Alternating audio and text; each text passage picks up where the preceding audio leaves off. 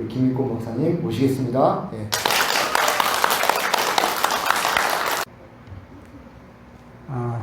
제가 교회를 오늘로 이제 두 번째 방문, 두 번째 이제 오는 게 됩니다. 제가 처음 왔을 때 혹시 저 기억하시는 분 계십니까? 네, 취임식 때 그때 왔습니다. 그때 이제 여러분 뵀을 때 참 열심히 쉬고 굉장히 교회를 위해서 애쓰는 그런 모습을 봤기 때문에 너무 좋았어요. 제가 처음에 예수 믿을 당시에 그 어려운 시절에 동네 어르신들이 또 동네 사람들이 교회로 같이 모여가지고 추운데 난로 피워놓고 동그랗게 앉아가지고 손잡고 기도하고 또 무슨 일이 있으면 함께 움직이고 함께 했던 그 옛날에 예수 믿는 모습들이 지난번 왔을 때 여러분 움직이는 그 모습 속에서 봤습니다. 옛날 생각도 나고 또 그렇게 믿었던 분들이 하나님 앞에 큰 은혜를 받고 전부 다 출세한 거죠. 다 잘 되고 세상적으로 볼 때는 출세한 거다, 잘 된다 이렇게 이야기할 수 있지만 하나님께서 복을 허락하셨다는 것을 저는 믿습니다. 하나님을 열심히 섬기는 분들에게 이 땅에서 당연히 뭐 이 세상을 떠나고 또 주님 앞에 갔을 때, 아버지 앞에 갔을 때는 이 땅하고 비교할 수 없을 만큼 잘 되겠지만 또 말할 수 없는 커다란 영화 속에 거하겠지만 그 전에 이 땅에서도 분명히 잘 될 줄로 믿습니다.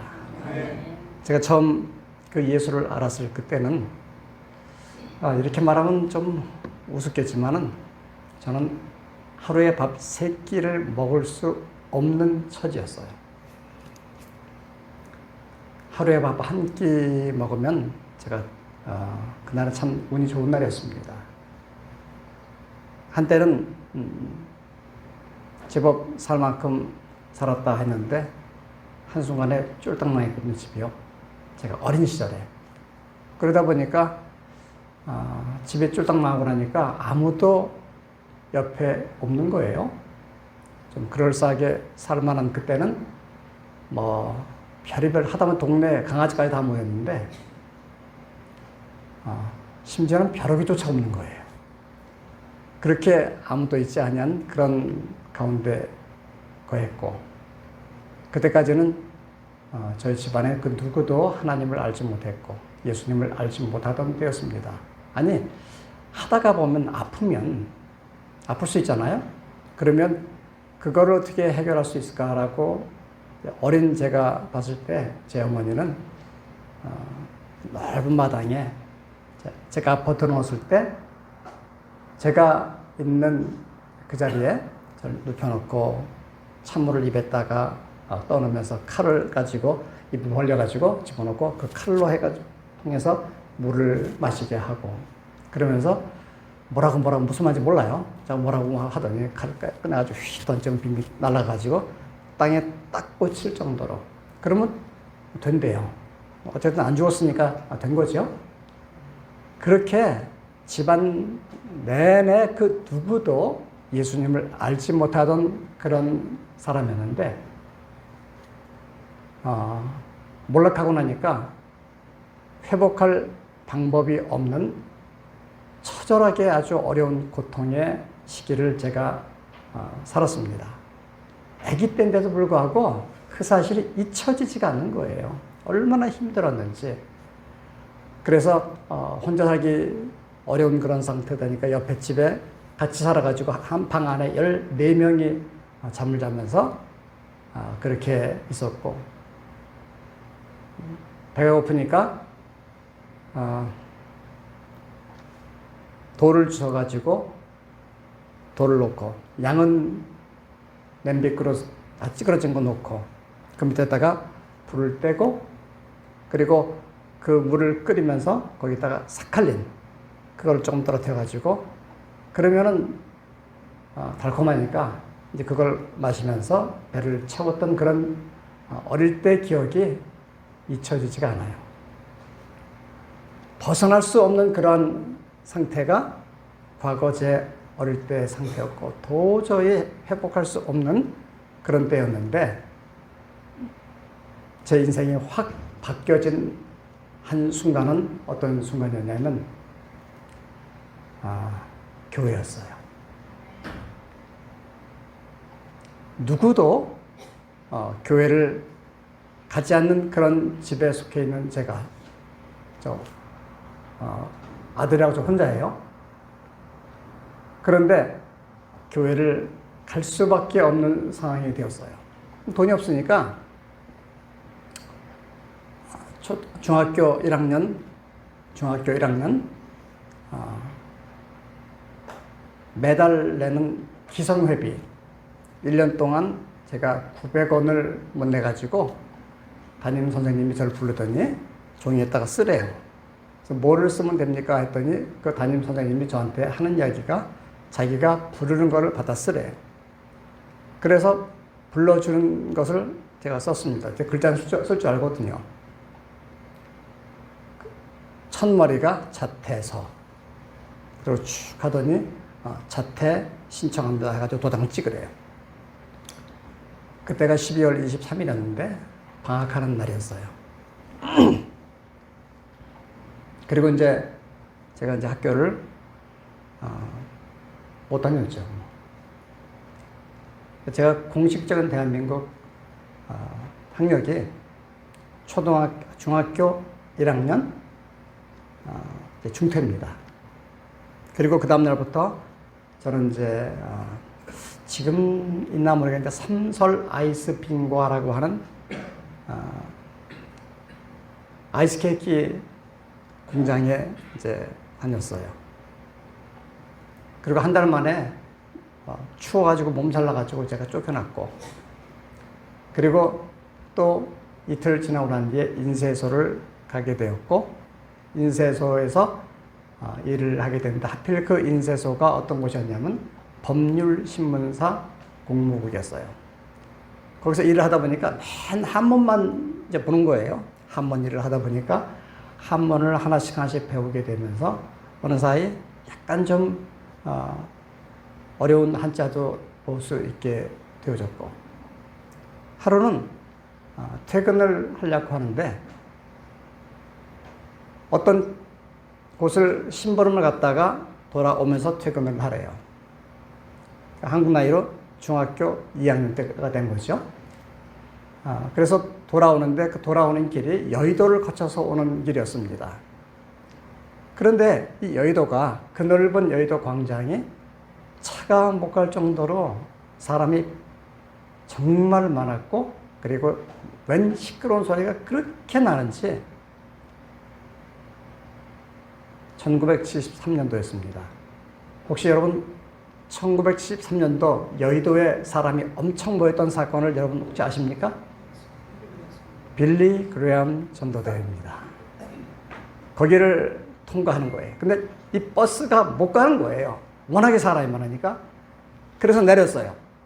그리고 여의도 광장을 제가 가로질러 가지고 가는데 웬 사람이 그렇게 많은지 참 귀찮을 정도였는데, 근데 지나가다 보니까 좋았어요.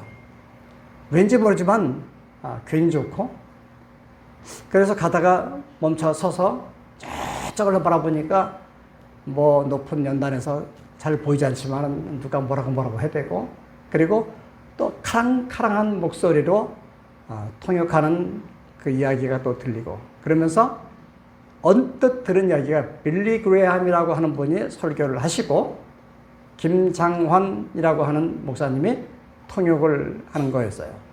그걸 듣게 되면서 야, 참 괜찮다. 그리고 제 일평생 들어서 처음 하나님이란 말을 그때 들어보는 순간이었어요. 그 다음 날은 제가 거기 갈 일이 없는 거예요. 또 갔어요. 가가지고 이번에는 지나가는 게 아니고 자리를 잡고 이제 한번 앉아보는 겁니다. 자리 잡고 앉아서 빌리 그레엄 목사님의 설교를 듣는데 뭔 말인지 하나도 모르겠어요. 한 가지 좋은 것은, 야, 거기에 있는 성가대원 노랫소리가 얼마나 아름다운지 제 평생 들어본 적이 없는 아름다운 성가대가 노래를 하는데 그게 그렇게 좋았어요. 그리고 거기에 앉아 있었습니다. 그때 그 성가대원들이 또 그 집회가 진행되면서 불려졌던 찬송이 주 예수보다 더 귀한 것은 없네. 그리고 부름받아 나선 이 몸, 이 두 찬송이 불려진데 잊을 수가 없이 제 기억을 합니다. 뭔지 모르지만 배워보려고 했고, 그리고 나도 불러보았고, 그게 제 일생을 뒤바꾼 찬송이 되었습니다.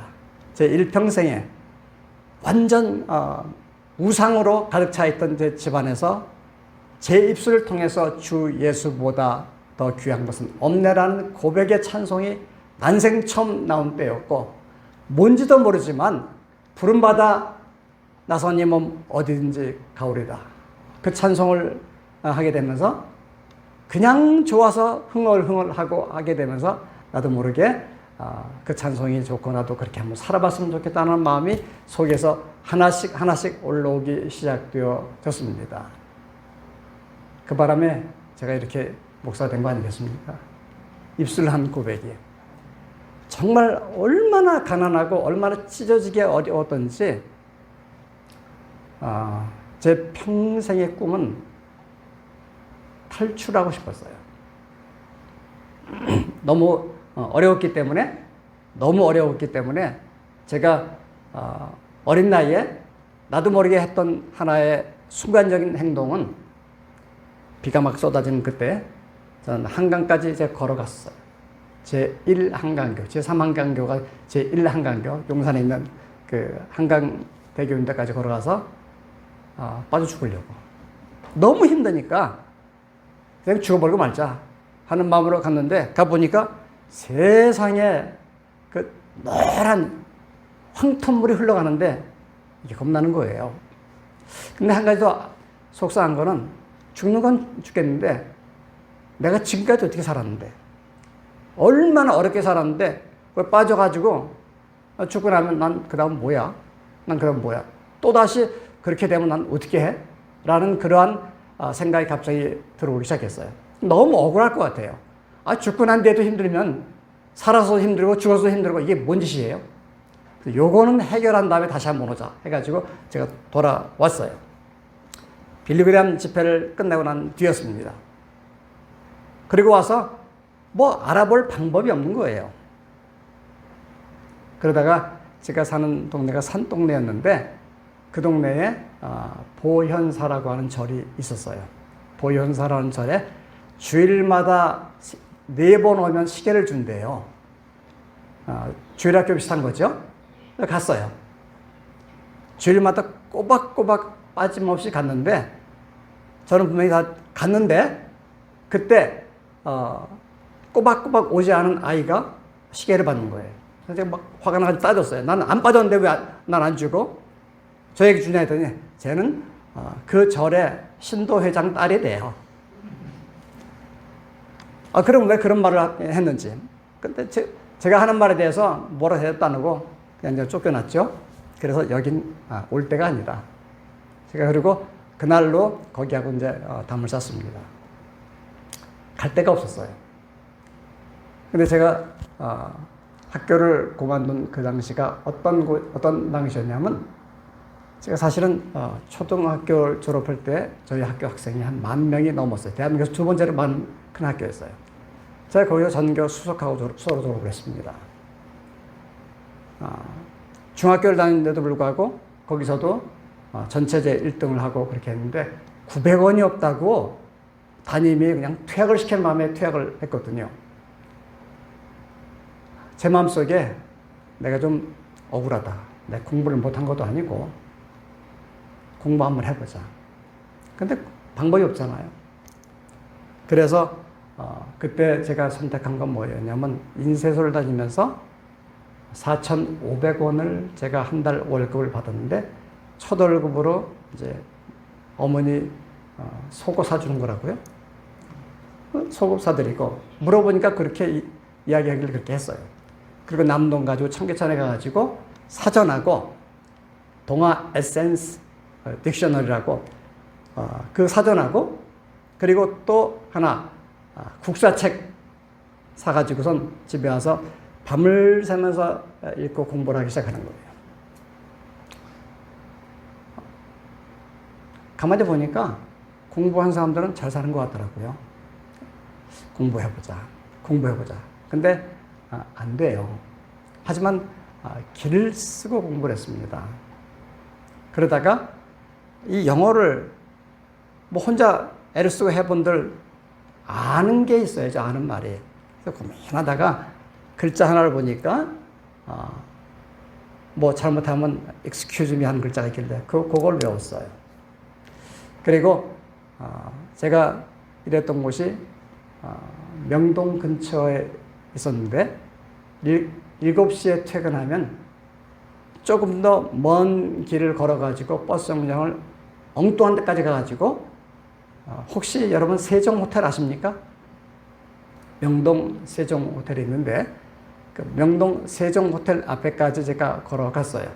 그 이유가 뭔지 아세요? 그때 당시에 외국인이 제일 많이 투숙하는 호텔이 그 명동 세종호텔이에요. 그 앞에 가서 지나가다 보니까 이제 외국인 들어가죠. 그럼 지나가는 길에 쫓아가서 발로 팍 밟아버려요. 그럼 그 사람이 놀래가지고선 깜짝 놀라면서 excuse me 하면 나도 이제 흉내내서 excuse me 하고 이제 가는 거예요. 근데 계속해서 제가 할 수 있는 말은 excuse me 외에는 아는 말이 없어요. 하지만 책은 열심히 봤는데도 불구하고 무슨 말인지 몰라요. 그러다가 어떻게 해가지고 또 글자 하나를 알게 돼서 How are you 하는 단어를 문장을 알게 됐어요. How are you? 안녕하십니까? 라고 한 거예요. 그러면서 이제 또다시 그 호텔 앞에 가서 발을 excuse me 하면서 나도 모르게 How are you? 이제 해보는 거예요. 말도 안 되는 말인데 연습해야 되니까. 그렇게 하면서 어지간히 많은 외국인 발을 그때 밟았습니다. 영어를 연습한 거죠. 그래도 영어를 알 길이 없었어요. 근데 제가 사는 동네에 어느 날 미국 사람들이 온대요. 그래서 미국 사람이 이 산 동네를 와? 하면서 주변을 열심히 쳐다보다 보니까 정말 조그만 집에서 하는 조그만 집에서 하는 그런 교회, 개척교회죠. 거기에 전도하러 미국 사람들이 온다는 이야기를 들었어요.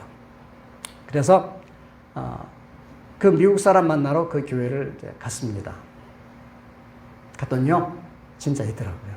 진짜 산더미만큼 키 큰 사람이 있는데 그 사람하고 이제 이야기를 했더니 그분이 그러는 거예요. 예수 믿는 건 이런 거라고 하면서 막 가르쳐 주는데 그놈의 예수 믿는 게 뭔지 안 들어와요? 나는 한국말 말고 영어를 좀 해줬으면 좋겠는데 그 영어 듣고 싶어서 갔는데 이거 자꾸 그 사람은 또 한국말을 해야만 나한테 통하니까 한국말 하려고 길을 쓰고 몇 글자 해와가지고 그 말을 하는데 이게 너무 핀트가 안 맞는 거예요. 그래서 제가 뭐라 그랬냐면 How are you? 그랬더니 이 사람이 영어 할 줄 아는 줄 알고 뭐라고 하는데 이 세상에 How are you 밖에 모르거든. 그래서 떠듬하면서 텔레폰 넘버 했더니 써주시더라고요. 저기 연희동에 사시는 분이신데 그때 저기 오렌지 색깔, 분홍 색깔 이렇게 공중전화 박스 있죠? 그게 있던 당시였는데 매일 동전 10원짜리 놓고서 전화를 돌리는 거예요. 돌렸더니 그분이 받아요. 그분 이름이 선교사님인데 존스라고 하는 선교사님이세요. 전화를 하면서 그분이 딱 받으면 이제 할 말을 생각해야 되니까 배웠어요. May I speak to 누구? 존스였어요. May I speak to 존스 이렇게 했더니 존스 씨 바꿔주십시오라고 하는 말이에요. 그렇게 했더니 그분이 딱 받으면서 It's me 하는데 그 다음 말은 제가 못하죠. 그것까지 저 굉장히 잘한 겁니다. 전화를 딱 끊어요. 할 말이 있어야지. 그분이 그때 뻔히 알면서 끊어주고 그 다음날 또 전화를 해요. 그 다음 글자 이제 또 알아가지고 이렇게 해서 거의 매일 전화 통화하는데 이분 조금도 화를 내지 않고 짜증 내지 않고 내가 끊을 때까지 계속 말을 해주시는 거예요. 그 말은 똑같은 거예요. May I speak to Jones? 그럼 있음이 하면 Hi, this is 입곤 김. 그게 답니다. 나 김입곤이라고 이야기를 하는 거죠. 그분은 알아요. 매일 그까지만 해요. 그 다음 말을 배운 적이 없으니까. 근데 어느 날 그분이 그 교회로 오신다니까 제가 쫓아갔습니다. 그리고 또 물어봤더니 전화 또 하래요. 한국말로, 물론 한국말로. 그러더니 또 글자 하나를 가르쳐 줘요. 그 전화를 또 하는 거예요. 매일 하는데 제가 왜 교회를 계속 나가게 됐냐면 딱 한 가지 이유. 그분은요, 자가용 타고 와요. 산동네에. 아무도 자가용이 없는 곳인데 자가용 타고 오는, 네, 지금부터 50년 전 이야기입니다. 50년? 예, 50년 전 이야기예요. 세상에 그것도 자가용도 지금은 닛산이라는데 그때는 다트산이라고 하는 정말 좋은 차를 몰고 오시는데 제가 봤던 자동차 중에서 제일 좋은 차였어요. 그러면 30분쯤 떨어진 데 가서 제가 기다린다고 해요. 그럼 오시면은 제가 그분 해가지고 나라고 하면서 이제 내가 안내하겠다고 그 차를 타고 그리고 이제 가는 동안에 똑같은 말 또 연습하는 거죠. 그때 그분이 이제 그거 그만하고 내가 다른 거 가르쳐 줄게 하면서 가르쳐 준 게 뭐냐면 요한복음 성경을 1절부터 차근차근 읽어가면서 성경을 가르쳐 주기 시작했어요. 그리고 그분이 저한테 예수님 믿는 거를 이야기하는데 제가 빌리그램한테 들었어요. 근데 그냥 좋았던 거였지 제가 그거에 대해서 더 아는 게 없었어요. 근데 그 다음에 그분이 가르쳐준 성경을 통해서 한 글자 한 글자 들으면서 이제 예수님을 알게 되는 거죠. 그리고 그분과 계속 같이 있고 싶었던 까닭은 뭐냐면 딱 한 가지예요.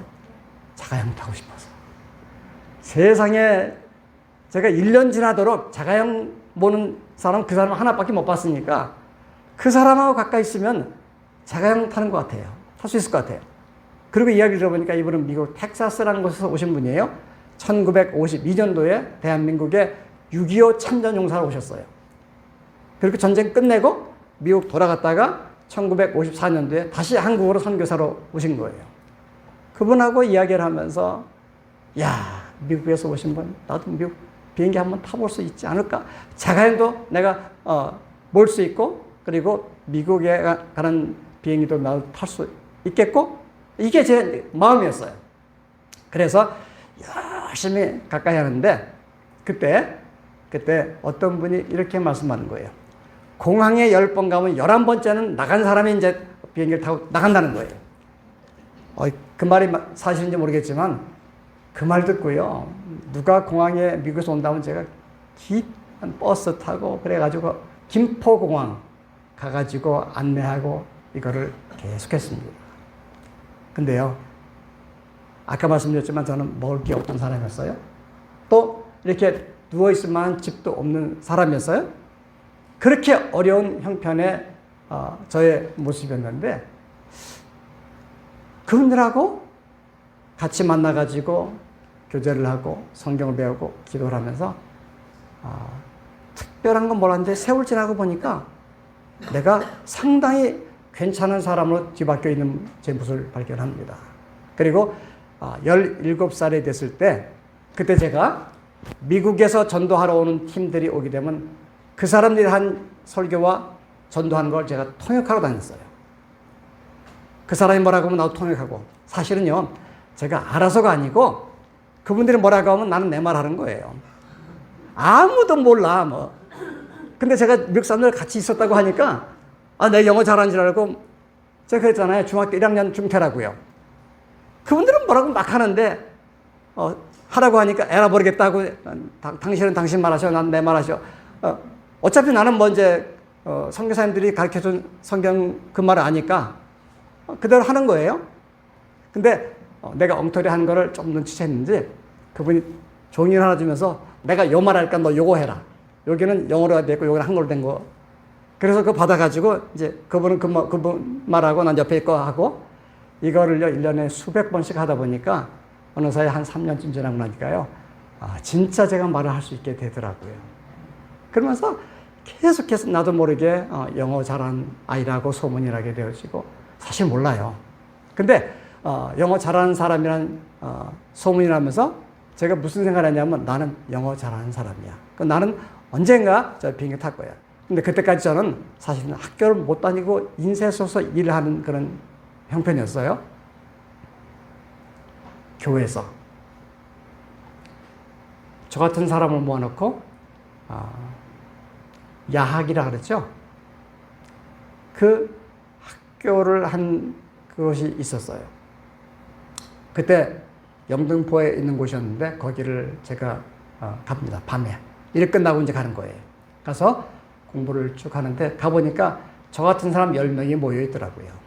남자들, 여자들 합쳐서 10명이 모여서 하는데 그냥 좋았어요. 왜냐하면 우리 말로 학교를 하랬으니까 나도 학교 학생이구나. 그냥 좋았어요. 교회에서 성경을 가르쳐주고 또 국어, 수학, 영어 이런 거 쭉 가르치는데 그냥 책 사가지고 그걸 배우는데 그냥 좋았어요. 그렇게 하다 보니까 제가 어저께도 사실은 그때 모였던 10명에게 제가 단체 카톡을 받았습니다. 무슨 카톡이냐면 우리 동창입니다.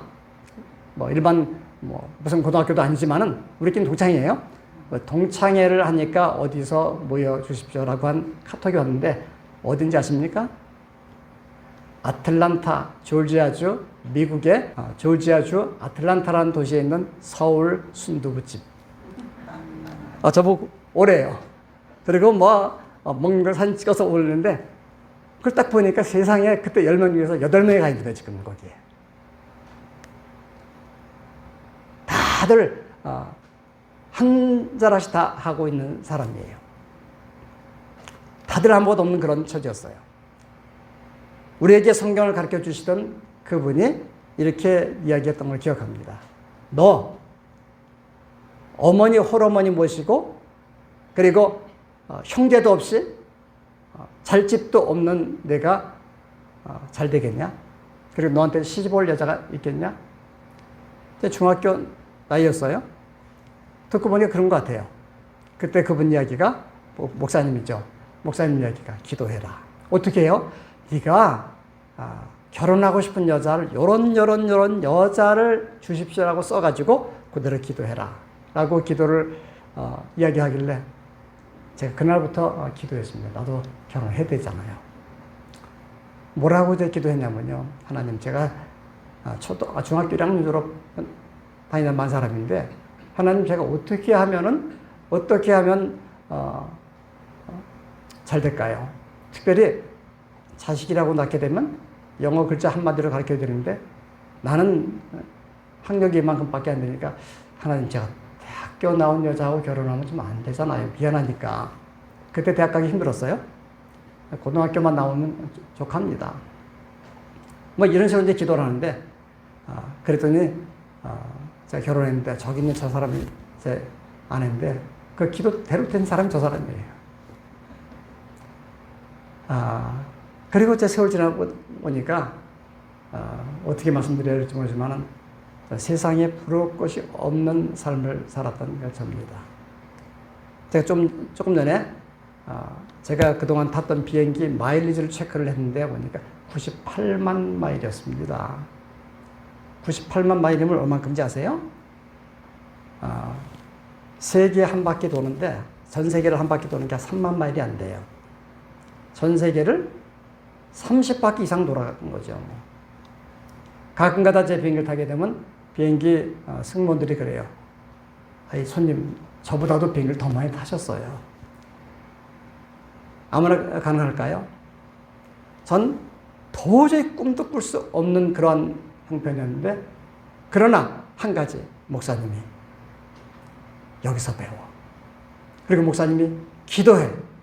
하나님이 예수 믿는 사람의 인생은 분명히 지금보다 더 낫게 해주는 역사가 있을 것이다 라고 하는 그 이야기를 듣고 그대로 한 것뿐이에요. 학교 갈 돈이 없으니까 저 학교 못 갔죠. 그런데 훨씬 더 난 그런 삶을 제가 살 수 있게 되었습니다. 제가 성경 내보겠습니다. 학개서 2장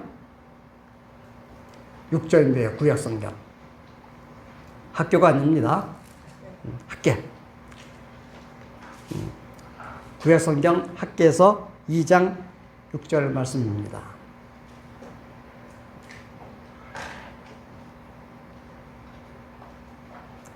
천천히 찾으시고 찾으신 분들은 보시고 그리고 찾기 좀 어려우신 분들은 제가 읽는 것을 들으시면 되겠습니다. 6절입니다. 만군의 여호와가 이같이 말하노라. 조금 있으면, 올해도 아니에요.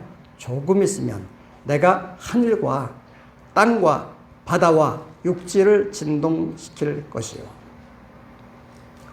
하나님께서 하늘과 땅과 바다와 육지를 온 세상을 뒤흔들어 놓으신다 그랬어요. 그리고 7절 말씀에 또한 모든 나라를 진동시킬 것이며 모든 나라의 보배가 이르리니 내가 이 성전의 영광이 충만하게 하리라. 만군의 여호와의 말이니라. 한 구절 더 8절 더 보겠습니다. 은도 내 것이요. 하나님의 하신 말씀입니다. 은도 내 것이요. 금도 내 것이니라. 만군의 여호와의 말이니라. 은도 금도 하나님이 내 것이다. 다시 말하면 돈이 되는 돈 가격을 가치를 이렇게 표현할 수 있는 모든 단어가 은과 금입니다. 바로 은과 금. 다시 말하면 이 땅에 있는 모든 물질이 하나님이 하신 말씀 한마디 다 내 거다. 하나님께서 말씀하기를 이 땅의 모든 것이 내 것이다 라고 하나님 그렇게 이야기하셨어요. 여러분 하나님께서 말씀하신 그 말씀 이 땅이 모든 물질이 내 것이다 라고 한 하나님의 말씀 믿으십니까? 하나님이 다시 말하면 세상에서 최고의 부자라는 이야기예요. 가장 많은 부자라는 이야기예요. 그 어떤 존재도 비교할 수 없을 만큼의 상상을 초월한 물질과 부와 모든 걸 소유하고 계신 하나님. 그 하나님이 요한복음 1장 12절은 내 아버지라고 그렇게 성경은 이야기를 합니다. 아버지가 부자라면 여러분 아들인 나도 부자입니다. 여러분 하나님이 여러분의 아버지이십니까? 그러면 우리가 왜 그 부자고 모든 권세를 갖고 계신 내 아버지의 그 영광과 그 권세와 그 부를 우리가 왜 못 누리고 있죠? 둘 중에 하나예요. 하나님의 내 아버지가 아닌 거나 절대로 아버지가 아니면 내가 못 누립니다. 제가 저희 지금 미국이에요. 저희 두 딸이 미국에 있고 하나는 유명한 대학 교수였던 아이고 하나는 제 계산이 안 되는데 어마어마한 빌딩들을 소유하고 있는 딸입니다. 근데 제가 이제 1년에 한두 번씩 미국에 들어갑니다. 그럼 제 딸들이 뭐랬는지 아세요? 유서를 남기래요. 유언을. 아빠 죽으면 이거 누가 갖는 거야?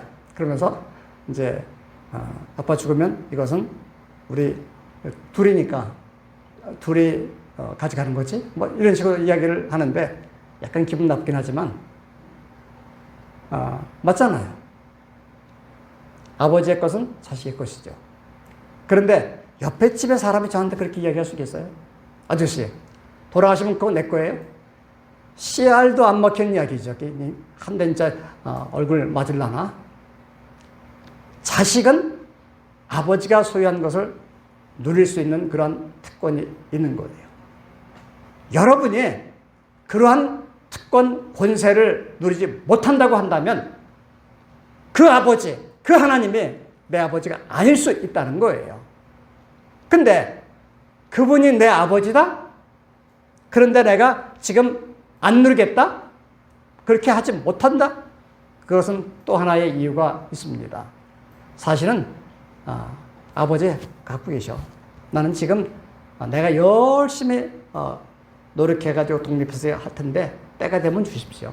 필요하면 달라고 할 테니 그때 주십시오. 라고 하면서 아직 달라고 하지 않은 것이거나 하나님의 아버지가 아니거나 아니면 달라지 않거나 만약 세상의 모든 권세와 부를 누리길 원하신다면 여러분 가장 근본이 그분이 내 아버지가 되는 게 가장 첫 번째 비결입니다. 영접하는 자, 곧 그 이름을 믿는 자들에게는 하나님의 자녀가 되게 하는 권세를 주셨으니 예수님을 믿으면 하나님의 자녀가 되는 특권이 있다. 제 인생이 뒤바뀐 것은 미국 선교사님 만나가지고 요한복음 1장 12절을 이야기하면서 그 말을 받아들일 때 저는 여전히 어렵고 말도 안 되는 그런 환경이었지만 그분을 믿은 그 순간 나는 바뀐 거예요. 사실요, 저는 아버지 얼굴을 보지 못하고 기억하지 못하고 자라났습니다. 근데 늘 비어있는 제 가슴 속에 하나님께서 내 아버지가 되셨다라고 하는 그 한 가지 말이 얼마나 좋았는지요. 그래서 저도 그렇게 기도합니다. 거룩하신 주님, 전능하신 하나님 이런 말 기도해 본 적이 없어요. 제 기도할 때는 늘 하나님 아버지. 그 말이 좋았어요. 그분이 내 아버지였어요. 그래, 제가 기도합니다. 하나님, 내 아버지, 나 도와주세요. 나 도와주세요. 한 번도 제 기도를 하나님께서, 내 아버지께서 안 돼라고 한 적은 없으셨습니다. 그분이 아버지라면 우리는 잘 될 줄로 믿습니다. 그분이 아버지라면 그 아버지, 그걸 내 자식에게 물려주면 잘 될 줄로 믿습니다. 제가 우리 아이들 여기 와 있다면 뭘 하나 시키려고 했는데 우리 성도 여러분들, 어르신들을 시킬 수는 없고 설명을 드릴게요. 여러분 지금 세상의 모든 걸 누리고 있는 그런 삶을 혹시 살아가십니까? 그냥 부족함 없이 산다 치지만 그렇지 않은 것 같아요. 어떤 때는요, 나 빈손이에요 라고 말하는 사람도 있습니다. 그런데 여러분, 빈손일지라도 그 손을 가지고 이 땅바닥에서 두 손을 땅에 대고 물구나무를 한번 서보십시오. 두 손을 땅바닥에 대고 두 다리를 버쩍 들고선 거꾸로 그렇게 물구나무 서기를 하면 한 1분 지나면 힘들어 다 쓰러질 겁니다. 하지만 물구나무를 하고 있는 그 순간 이거 버리다. 그러니까 이렇게 힘들게 하느냐 막 이렇게 말할 수도 있겠는데 진짜 여러분들이 젊은 사람들이고 어린 사람들한테 시킬 거예요. 근데 그렇지 않은 까닭은 설명으로 다시 끝납니다. 여러분에게 그렇게 물구나무를 시키는 까닭이 뭐냐면 여러분에게 여러분의 처지를 가르쳐 주기 위함입니다. 물구나무를 두 손은 딱 들고 서 있잖아요. 지금 내가 힘들어한 것 같아 보여도 지구 반대편 아르헨티나 부에노스아이레스에서 아마 여러분 반대편에 있는 사람들이 있을 겁니다. 그 사람들이요, 여러분이 물구나무를 서기를 딱 하고 있는 순간 그쪽 사람들은 우리 지구 반대에 동그란 지구를 내가 사실 이렇게 받치고 있는 거예요. 내 걸 들고 있는 거예요. 이 지구 덩어리가 이 세상 모든 게 지금 내가 갖고선 소유하고 있고 내가 들고 있는 거예요. 지금 벌이 아니고 세상을 지금 내가 소유하고 들고 있는 그 순간, 다시 말하면 이 세상, 은도 내 것이요 금도 내 것인 하나님이 만든 이 세상을 지금 내가 갖고 있는 거라고요. 여러분, 힘들 때 물구나무 설기 한번 해보십시오. 집에서. 그러시면 이런 생각이 들 겁니다. 내가 지금 힘들긴 해도 이 세상이 내 거다. 그런 과정 거칠 때 하나님의 큰 복된 역사가 우리들에게 있게 될 줄로 믿습니다. 생각으로 그렇게 하고 믿음으로 내 것으로 삼고 기도하고 하다 보면 어느 날 내 것이 되어집니다.